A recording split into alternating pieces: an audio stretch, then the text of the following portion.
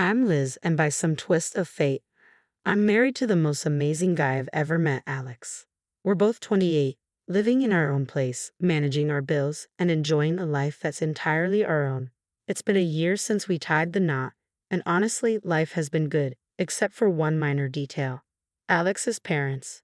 Don't get me wrong, I never expected to be the daughter-in-law of the year, but I also didn't expect to feel like an intruder in their family. From the moment I met my in-laws, it felt like I'd walked into a lion's den with a stake tied around my neck. My mother-in-law, Jane, had this way of looking at me as if she was trying to decide whether I was more of a nuisance or just plain dull. I could tell she had already judged me and found me lacking before I'd even managed a hello. Alex had given me a heads up about his mom. She can be a bit much, he said as we drove to their house for the first time. But don't take it personally, okay? I didn't, or at least I tried not to. At dinner, while passing the salt, Jane remarked, "You know, Stephanie used to cook such wonderful meals. Remember that risotto, honey?" she said to Alex, who just nodded, his jaw set tight. "Yeah, I remember," he replied, not looking at me. I sat there, salt shaker in hand, feeling invisible as they spoke about Stephanie as if I wasn't even there. A pang of hurt hit me, but I swallowed it down with a smile. "Sounds like she was a great cook," I said, trying to appear unaffected. Jane's eyes met mine, and she smiled, but it didn't quite reach her eyes. Oh, she was. She was a lot of things. That night, I told Alex how I felt like I was being measured against some ghost. Alex hugged me close. "You're the one I chose, Liz. That's all that matters." I wanted to believe him, but I soon realized that Jane had a long game in mind, and I was just a pawn she was eager to sacrifice. Living with allergies is more than just inconvenient. It feels like having a shadow constantly whispering danger in your ear. Peanuts have been my arch-nemesis since childhood. It started with a spoonful of peanut paste and a trip to the emergency room that left my parents with a clear message: keep her away from peanuts, and a long list of other foods if you want her to grow up. It's not just peanuts, though. Soy, peas, cherries, almonds, tomatoes, apricots, bananas, and even potatoes are off limits. It's a list that raises eyebrows with waiters and makes friends hesitate to invite me over for dinner. Jane knows this list by heart, yet every time we're over for dinner, she questions it. "Are you sure you can't even have a little bit of this pie? It has almond extract," she asked with a tone that wavered between concern and disbelief. I'd smile politely, though I'd rather not, and say, "Yeah, I'm sure. Thanks though." It was the same routine every time. I remember a particular family gathering where I was carefully navigating the buffet, mentally running through my checklist of safe foods. Alex was by my side, plate in hand, trying to help me find something I could eat without risk. That's when Jane swooped in with her sickly sweet voice. "Liz, you must try this casserole." I made sure it was Liz-friendly, she announced. But the glint in her eye didn't match her supposedly nurturing words. Alex paused with his fork midair. "Mom, you use cream of mushroom soup in this, right?" he asked, knowing that many brands include soy, which is a big no-no for me. Jane's smile faltered for a moment.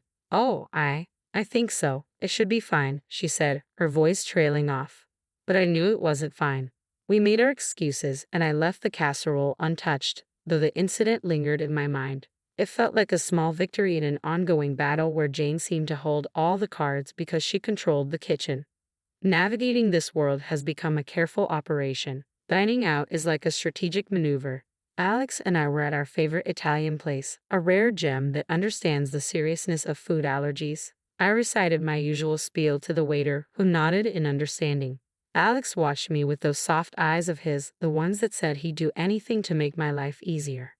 "You okay?" he asked after the waiter left. "Yeah, I'm fine. I just hate making a fuss," I replied, folding my napkin in my lap.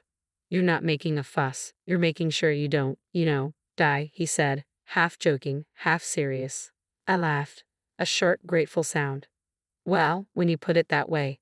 After dinner, as we walked under the clear night sky, I felt light and happy.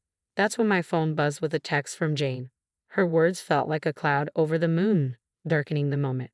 "Be careful, Liz. Not everyone takes your conditions seriously. Wouldn't want anything to happen to you." I read the text to Alex, who wrapped an arm around me, pulling me close. "She's just trying to get to you," he said, but as much as I wanted to brush it off, I couldn't shake the feeling that Jane's message was more than just a jab. It was a warning, a reminder that my allergies made me vulnerable, not just to food, but to people like her who saw it as a weakness to exploit. The rest of the walk home felt heavier, overshadowed by the sting of her words. I couldn't stop thinking about all the close calls and accidental exposures and how easily something could go wrong. It wasn't just the peanuts, soy, or peas. It was the realization that my allergy was more than a personal struggle. It was a vulnerability that someone like Jane could see as an opportunity. That thought was scarier than any allergic reaction I'd ever had. Dinners at Jane's house always felt like a carefully orchestrated production where everyone knew their parts except me. I was the wild card, the one who could unintentionally cause a scene with a single bite. Alex tried his best to make things better, but there's only so much you can do when you're on someone else's turf. One particular evening, the tension was as thick as the gravy on the table. Jane was bustling around, placing dish after dish on the table. I sat there, my own plate empty, waiting to figure out what I could eat without risking a trip to the hospital. Alex, darling, pass the green beans to Liz. They're just divine, Jane said, her voice dripping with sweetness that didn't reach her eyes. I eyed the beans warily. What's in them? I asked. Oh, just a touch of almond slivers for crunch, she said, waving a hand dismissively. I raised my hand to stop Alex's reach. I can't eat those. Remember, almonds are a no-go for me. Jane feigned surprise, placing a hand on her chest. Oh dear, I must have forgotten. Silly me. Alex's chair scraped back as he stood up. Mom, this is serious. Liz could end up in the hospital. His voice was firm, edged with frustration that made Jane's eyes narrow slightly. I just wanted to make something nice, she said defensively. It's not my fault Liz has all these allergies. The room fell into an uncomfortable silence. The other relatives glanced around, forks paused midair, unsure where to look. I felt a flush creeping up my neck, embarrassed by the sudden spotlight. Alex's dad, Mark, tried to break the tension. Let's just enjoy the meal, shall we? There's plenty Liz can eat. But the damage was done. The rest of the dinner passed in strained politeness, with Jane asking pointed questions about my allergies as if she were taking notes for next time. Later, when Alex and I were alone, he apologized. I'm sorry, Liz. I should have double-checked everything before we came. I shook my head, weary of always feeling like a problem to be managed. It's not your fault, but I'm starting to think your mom does these things on purpose. He didn't answer, and he didn't need to. We both knew the truth. Jane was serving up a side of malice with every meal, and I was the main course. I could always tell when Jane had been working on Alex. He'd get this distant look in his eyes like he was seeing me but also seeing through me, weighing her words against his own judgment.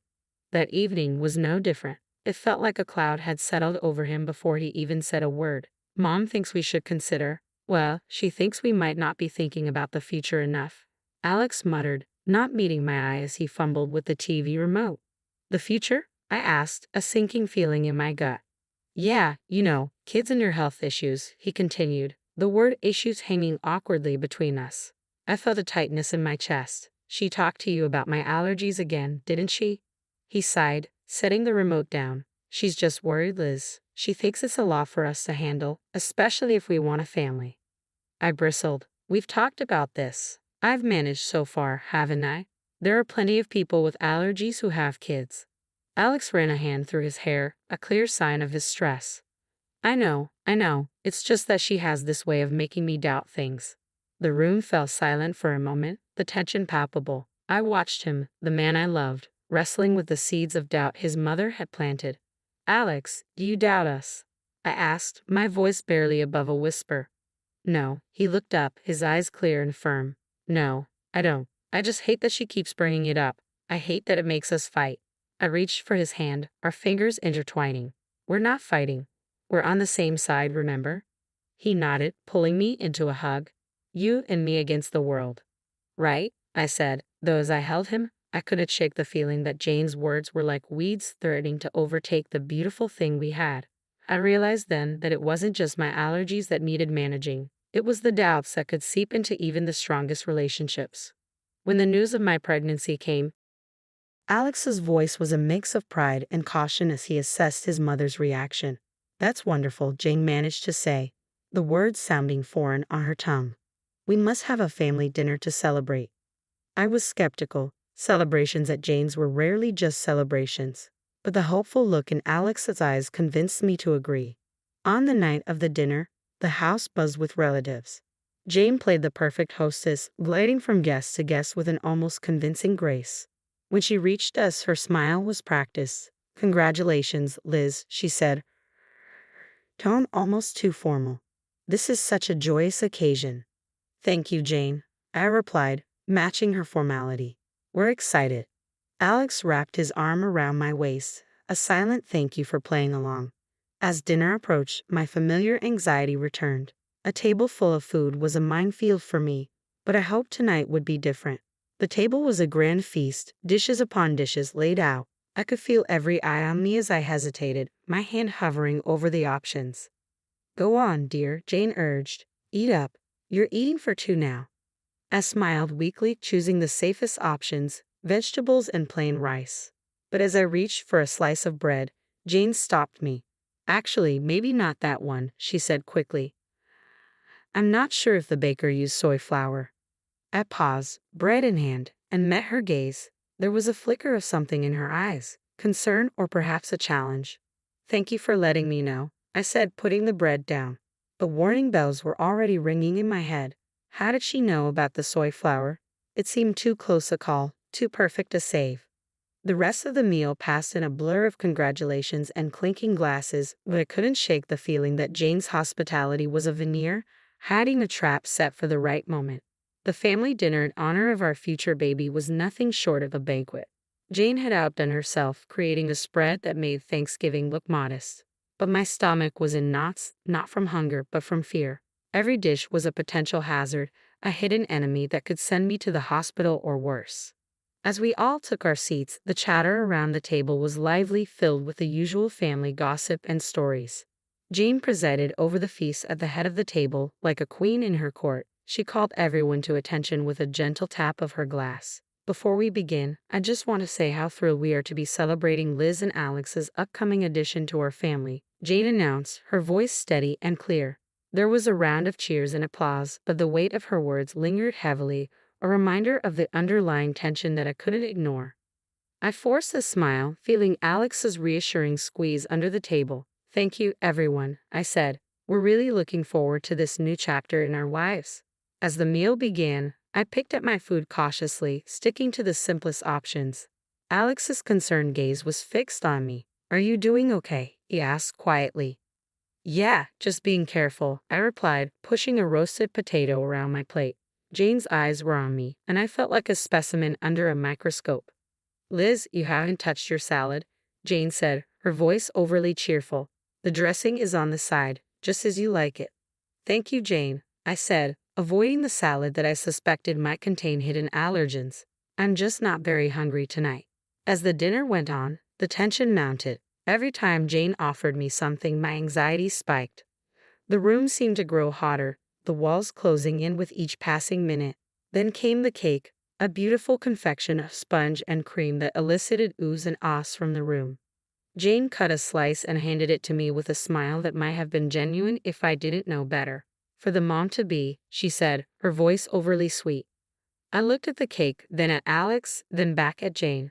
"I really shouldn't," I said, though it looked delicious. "Oh, come on, Liz," Jane pressed, her voice as sweet as the icing. "One little bite won't hurt for the baby." That's when Alex's dad, Mark, intervened. With a swift movement, he knocked the plate from my hands. The cake tumbled to the floor, and a stunned silence fell over the room. "What the hell, Dad?" Alex exclaimed, his voice a mix of anger and confusion. Mark stood, his face pale but his voice firm. "I saw the label in the trash. That cake has peanut oil in it." The room erupted into chaos. Jane's face was a mask of shock, but her eyes betrayed her. There was a flash of something darker, perhaps fear or guilt. Alex stood, his chair clattering behind him. "Mom, did you know about this?" he demanded. Jane's mouth opened and closed, but no words came out. In that moment, the truth was as clear as the danger that had been on my plate. The room fell silent, the dropped cake on the hardwood floor like a crime scene. Everyone's eyes were locked on Jane, who seemed to shrink under the collective gaze. "Mom, is it true? Did you know?"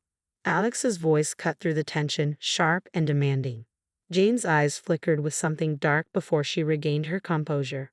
"Of course not," she said, her voice trailing off, unconvincing. Mark wasn't having any of it. I saw the shopping list, Jane. Peanut oil for the cake. It was right there in your handwriting, he said, his voice steady but laced with disappointment. The murmurs around the table grew louder, a mix of disbelief and anger bubbling up from the family. Alex's hands were balled into fists, his voice shaking. How could you, Mom? Liz could have died. I was frozen in my seat, the gravity of the situation anchoring me down. This wasn't just carelessness or forgetfulness. It was intentional. Jane's mask finally slipped, her face twisting in anger. I never wanted it to come to this, but Jane's words cut deeply. She's not right for you, Alex, she said, her voice dripping with disdain. She's weak, and now she's bringing a child into this world who will be just like her. Alex's face was a mix of disbelief and anger. He stepped toward his mother, his voice rising. Weak? Liz is the strongest person I know. How could you be so cruel? I felt the weight of Jane's words pressing down on me, the eyes of the room watching for any sign of me breaking under the strain. But I held firm. Jane, I said, my voice surprisingly steady, you've made your feelings clear. But this isn't just about me. It's about a family, a grandchild. Jane's gaze dropped, her jaw clenched. For the first time, I saw a flicker of fear in her eyes. Maybe she realized that her actions had not only endangered me but had also jeopardized her relationship with her son, her reputation, everything.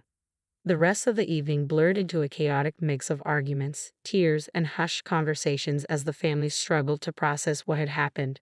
Alex and I left early, the weight of the night heavy on our shoulders. The drive home was silent, filled with the kind of weighty quiet that lingers between unsaid words. When we finally walked through our front door, the echoes of the night still resonated. Alex was the first to break the silence. I can't believe my own mother would do something like that, he said, his voice hollow. I sank onto the couch, the cushion offering little comfort. I know it's a lot to take in, Alex said as he sat beside me, taking my hands in his. I'm so sorry, Liz. This is unforgivable. I looked at him, the pain in his eyes making my heart ache. It's not your fault, Alex.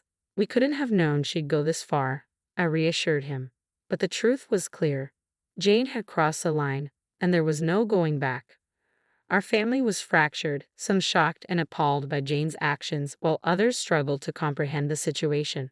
In the days that followed, Alex's phone buzzed incessantly with calls and messages. Relatives wanted to express their shock, support, and apologies. Amidst it all, there was a deafening silence from Jane. No apologies, no explanations, just emptiness. A week later, Alex delivered the news. Dad left her, he said quietly. He can't get past what she did. It's been a long time coming. I wasn't sure how to process it. Relief, sadness, pity for Jane. And Jane? I asked tentatively. She's not handling it well, Alex replied, a hint of regret in his tone. She's alone now. We sat in our living room, surrounded by the walls we painted together and the furniture we'd chosen during countless trips to the store. It was our home, filled with our memories and love. Outside, a storm seemed to brew, threatening to uproot everything. Yet in that moment, I realized that despite the turmoil, we had each other. We were a team about to welcome a new life into the world, and that was what mattered most. I love you, Liz, Alex said, pulling me close. I love you too, I whispered back. The fallout from that night would linger, leaving scars that would take time to heal. But as I looked at Alex and the life we had built, and as we prepared for the future, I knew we could weather any storm together. Jane was a chapter in our lives that had ended, a story that would not define us. From now on, it was just us, our baby, and the road ahead. Whatever came,